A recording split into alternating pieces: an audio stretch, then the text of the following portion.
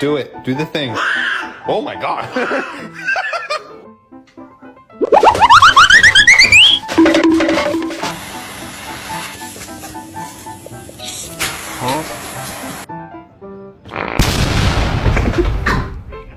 Ballerina cappuccina.